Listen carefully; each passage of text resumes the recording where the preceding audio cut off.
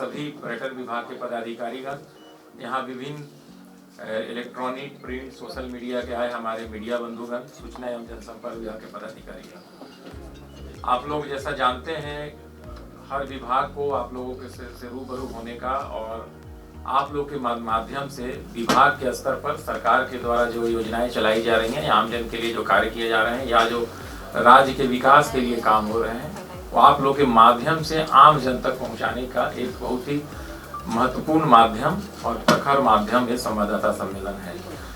इसके पहले पर्यटन विभाग जो है 27 सितंबर को आप लोगों के साथ हम लोग रूबरू हुए थे और हम लोगों ने बहुत सारी बातें बताई थी। उसमें विभाग की क्या भविष्य की कार्य योजना है, कौन कौन सी नीतियां विभाग की चल रही हैं उसके बारे में आप लोगों को हम लोगों ने बताया था और आप लोगों ने इसको प्रमुखता से अपने विभिन्न समाचार चैनलों में और समाचार पत्रों में इसको दिखाया भी था और छापा भी था। आज के संवाददाता सम्मेलन में हम उसके बाद जितने काम पर्यटन विभाग द्वारा किए गए 27 सितंबर 2025 के बाद 24 के बाद हम उसी को बताएंगे ताकि ये न लगे कि एक ही बात को विभाग बार बार कहता है। तो और समय विभिन्न अंतराल पर संवाददाता सम्मेलन का जो उद्देश्य है कि क्रमिक रूप से जो गतिविधियां आगे बढ़ रही हैं और नई चीज़ें हो रही हैं उससे लोगों को बताया जाए।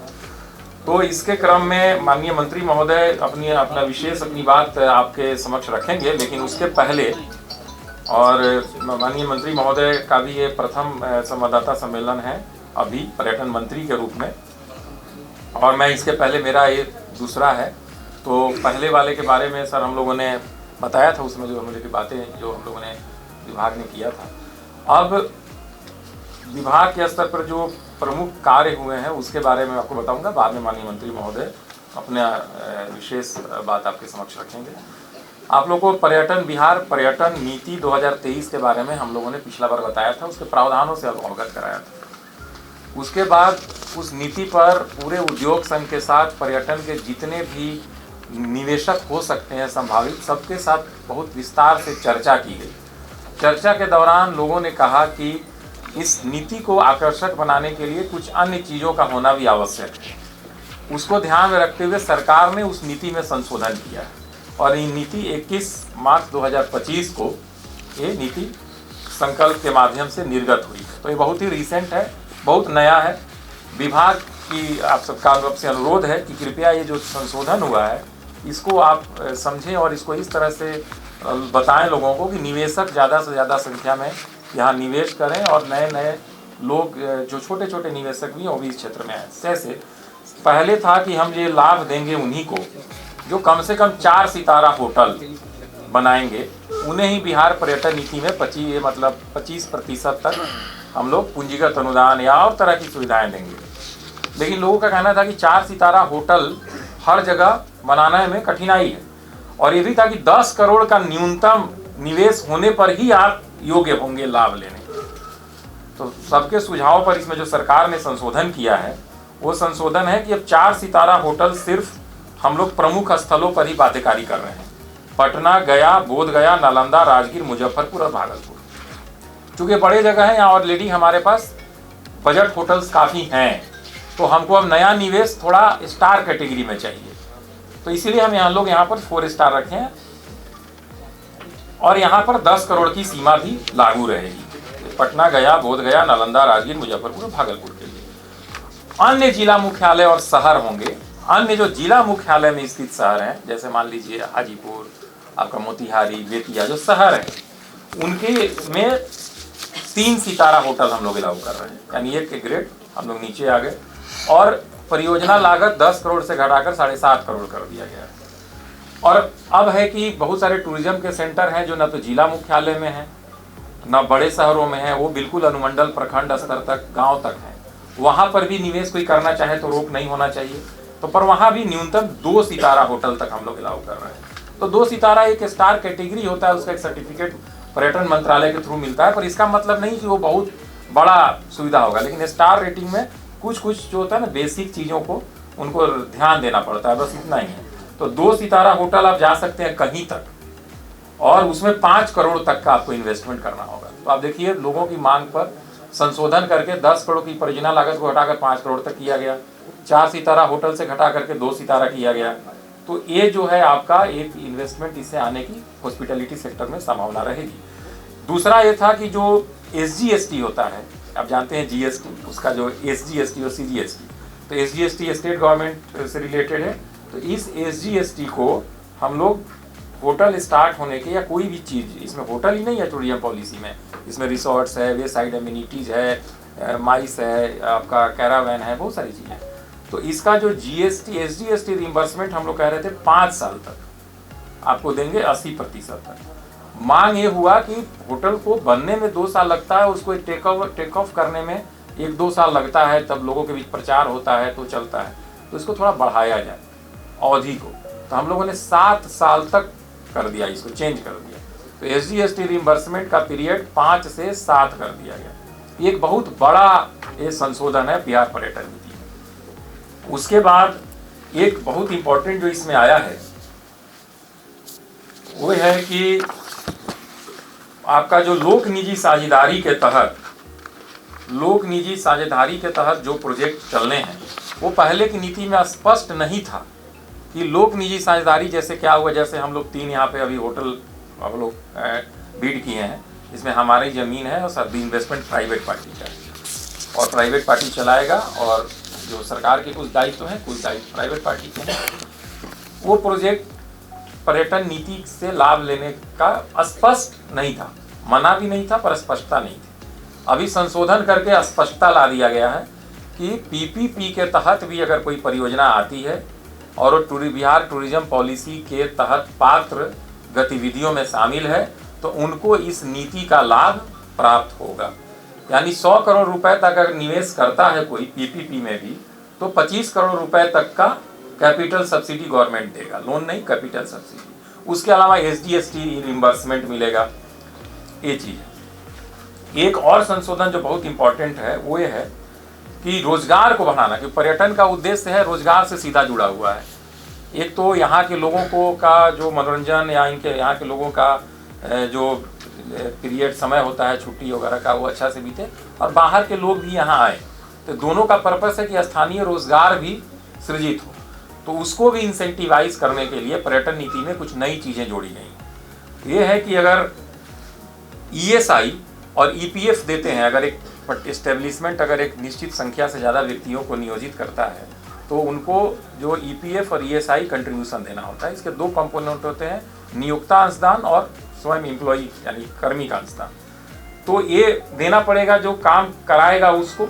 तो उनको इंसेंटिव करने के लिए हम लोगों ने पॉलिसी में प्रावधान किया है सरकार ने कि 3000 रुपये महीना जितने आदमी का आप EPF कटेगा सरकार देगी, 100% अथवा 3000 जो भी उसमें कम हो। तो ऑब्वियस है कि 3000 रुपये मिलने का इसमें पूरा है। और यह सिर्फ बिहार के जो निवासी होंगे जिनको रोजगार यहाँ मिलेगा उनको केस में दिया जाएगा। दूसरा है कि अगर आप दिव्यांगों को रोजगार देते हैं इसी सेक्टर में, तो हम लोग सरकार 1500 रुपया महीना पारिश्रमिक में कंट्रीब्यूट करेगी। एक बिल्कुल नया ये है। अगर दिव्यांगों को कोई सेक्टर जो बिहार टूरिज्म नीति से आच्छादित कोई अगर परियोजना में दिव्यांग को आप रोजगार देते हैं, तो EPF और ESI वाला तो अंशदान 3000 रहेगा ही। उसके अलावा विशेष केस में 1500 रुपया सरकार अलग से आपको सपोर्ट करेगी, क्योंकि आप उनको रोजगार दे रहे हैं। तो इससे सरकार का देखिए, इस सरकार का ये है कि इंक्लूसिव जो विकास कहते हैं, जो हमारे बिहार सरकार में का जो कॉन्सेप्ट है न्याय के साथ विकास। तो विकास तो हो ही, लेकिन उस विकास के एम्बिट में विभिन्न वर्गों के साथ, विभिन्न तरह के लोगों के साथ जस्टिस भी हो। तो ऐसा विकास जो जस्टिस के साथ आगे बढ़े और इंक्लूसिव यानी समावेशी विकास हो, उसके अवयवों के कारण देखिए तो ये जो 1500 रुपये वाला प्रोविजन किया गया और 3000 रुपये वाला EPF ESI का किया गया है। तो इस प्रकार से, और पहले केंद्र सरकार की कोई योजना चलती है और राज्य सरकार की योजना, तो अब कर दिया गया है कि केंद्र सरकार की योजना का भी आप लाभ ले सकते हैं और राज्य की नीति का भी आप लाभ ले सकते हैं। राज्य की नीति का लाभ लेने के लिए जो वहाँ के पैसे हैं उसको माइनस करके जो यहाँ का होगा उस पर आपको दिया जाएगा। तो इस तरह से आप देखिए कि इस तरह की जो है चीज़ों को ये किया गया है। और उसमें आप देखेंगे कि 5% पूंजी सब्सिडी अलग से दिया जा रहा है आपके प्रमुख पर्यटन स्थल के लिए, गया, बोधगया, नालंदा, राजगीर, वैशाली, वाल्मीकि टाइगर रिजर्व, इसके लिए 5% अलग पूंजीगत अनुदान दिया जाता है। ये पर्यटन नीति है जो संशोधन हुआ, मुझे लगता है कि बहुत ही, और अभी की नीति काफ़ी ज़्यादा व्यापक बन गई है और जितने लोगों के इसमें के सुझाव थे वो हो जाएगा। दूसरा, आप लोगों का एक सबसे बड़ा हमेशा क्वेश्चन रहता है कि 3 5 सितारा होटल जो लोक निजी साझेदारी के तहत आना था, ये कब आएगा, क्योंकि बातें हो रही। लेकिन इसमें हम बता दें कि एक बार बीड निकला, फिर प्री बीड मीटिंग होती है, उसमें बहुत सारे सुझाव आए, बहुत सारे देश भर के लोग इसमें जुड़े थे।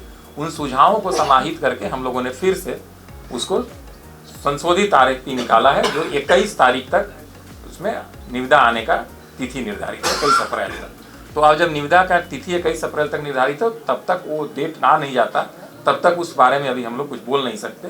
लेकिन यह है कि वो निविदा निकल चुकी है, सुझावों को के अनुसार उसको संशोधित किया चुका है और 21 तारीख उसमें डेट है। तीसरा एक चीज़ जो हम आप लोग को बताना चाहेंगे पर्यटन विभाग की तरफ से, वो ये है कि आप 27 सितंबर को हम लोग मिले थे। उसके बाद आप देखिए माननीय मुख्यमंत्री महोदय की प्रगति यात्रा हुई, और माननीय मुख्यमंत्री की प्रगति यात्रा में जिन विभागों, बहुत सारे विभागों की जितनी भी घोषणाएं थी, सब की स्वीकृति और अमली जामा सबको पहनाया गया है। तो उसमें पर्यटन विभाग भी एक प्रमुख विभाग रहा है, जिसकी काफ़ी योजनाओं की घोषणा हुई और काफ़ी योजनाओं की स्वीकृति। और अब सारी योजनाओं का के स्वरूप को आप देखेंगे तो आप देखेंगे कि कहीं ना कहीं पर्यटन को एक इंटीग्रेटेड वे में विकसित करने का इस योजनाओं से प्रयास किया गया है। कैसे? तो आप रामायण जानते हैं, रामायण के प्रमुख स्थल जानते हैं, तो आप देखिए कि रामायण सर्किट कैसे इस प्रगति यात्रा के दौरान की गई घोषणा से रामायण सर्किट हमारा किस तरह से विकसित हो रहा है। आप उठाइए जो हमारी योजनाएं सैंक्शन हुई हैं, आप पुनौरा धाम देखिए, पुनौरा धाम में भू अर्जन हो रहा है 50 एकड़ का, और भव्य सरकार ने उसमें अयोध्या के तर्ज पर उसको विकसित करने का पर्यटन के दृष्टिकोण से निर्णय ले लिया है, अब वो काम चल रहा है। उसके बाद आगे जाएंगे तो पंथ पाकड़ एक जगह है जो रामायण से जुड़ा हुआ है कि वहाँ डोली रुकी थी सीता माता की, उस पर भी योजना सैंक्शन हो गया। उसका चलिए मोतिहारी में सीता कुंड, वो भी वहाँ से जुड़ा हुआ है, जहाँ पे वहाँ भी आप देखिए हम लोगों ने 14 करोड़ की योजना ली है, पंथ पाकड़ में 21-22 करोड़ की योजना ली है, पुनौरा धाम में तो 120 करोड़ का लैंड एक्विजिशन है। फिर आप वाल्मीकि नगर चले जाइए जहाँ लौ कुश पार्क बन रहा है 51 करोड़ से। फिर उसके बाद आप बक्सर आइए, राम रेखा घाट पे, अयोध्या से जब चलने के बात आई थी, राम रेखा घाट पे उनका विकास हो रहा है 15 करोड़ में।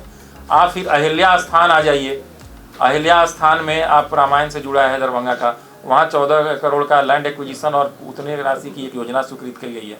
फिर आप फुलहर स्थान जाइए हरलाखी ब्लॉक में, जहाँ बोला जाता है कि रामायण में माता सीता और श्री राम जी का पहला जो मतलब मिले थे वहीं जगह है फुलहर, वो वहाँ प्रसिद्ध है। फुलहर का विकास हो रहा है, 31-32 करोड़ रुपए उसके लिए स्वीकृत किया गया है। तो आप देखें तो पूरा का पूरा इसमें एक रामायण परिपथ, रामायण सर्किट से जुड़े महत्वपूर्ण स्थलों को एक प्रकार से विकसित किया जा रहा है। ये एक नया चीज़ है जो लास्ट आप लोगों के बाद हम लोग जो मिले थे उसके बाद फिर बहुत सारे काम हो रहे हैं। जैसे अभी आप देखें राजगीर में देखिए ब्रह्मकुंड जो है उसको नए तरीके से पूरा माननीय मुख्यमंत्री जी की घोषणा के आलोक में लगभग 50 करोड़ की योजना पे काम हो रहा है।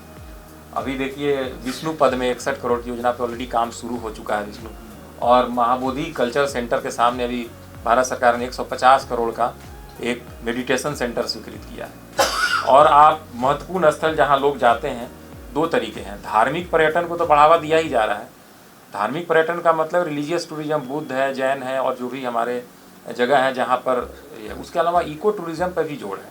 आप देखेंगे प्रमुख जलाशयों के किनारे इस तरह की व्यवस्था की जा रही है, चाहे वो समस्तीपुर में मुक्तापुर मोइन है, शेखपुरा में आप जाइए मटोखर दह पोखर है, इंद्रपुरी बैराज के पास आप जाइए रोहतास में,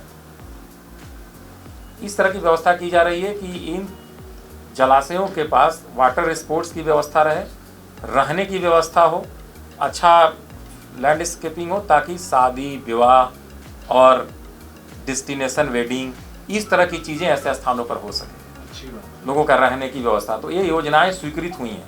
अभी हम लोगों ने ऐसी 4-5 योजनाएं स्वीकृत कर दी और इस पर बहुत पे काम चल रहा है। तो एक नया है कि हमको अपने टूरिज्म पोटेंशियल को ये करना है, तो इस तरह की चीज़ों को भी प्रोजेक्ट करना है और गांव के भी लोगों को स्थानीय टूरिज्म, ग्रामीण टूरिज्म मिले और थोड़ा लोग अच्छे से रह सकें, उस दिशा में भी जलाशयों के किनारे हम लोग सुविधाओं के विकास की पर सोच रहे हैं, काम हो रहा है। तो ये एक नया चीज़ है। तो एक न केवल धार्मिक और टूरिज्म पे बात हो रही है, बल्कि इस तरह के एडवेंचर टूरिज्म, प्राकृतिक टूरिज्म, इस पर भी काम हो रहा है। नीति बना करके निजी निवेश को प्रोत्साहित किया जा रहा है।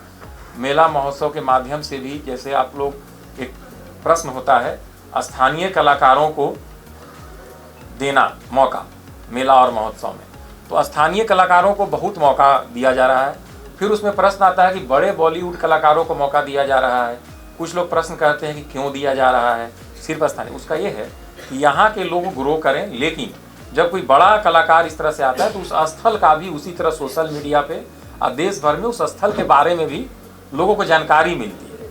तो प्रचार प्रसार का वो भी एक माध्यम है कि कोई बड़ा उस तरह का आदमी जो ऑल इंडिया प्रेजेंस है, वो आपके किसी जगह पर आकर के कुछ कार्यक्रम करे, तो फिर उसका प्रभाव जो है, उनका जितना फैन बेस है, जितने लोग, वहाँ तक पहुँचता है। इस कारण से मेला महोत्सव में बाहर के भी कलाकार के साथ साथ स्थानीय कलाकार, जो यहाँ का भी कल्चर प्रमोट होना चाहिए, दोनों के समन्वय करके हम लोग काम कर रहे हैं।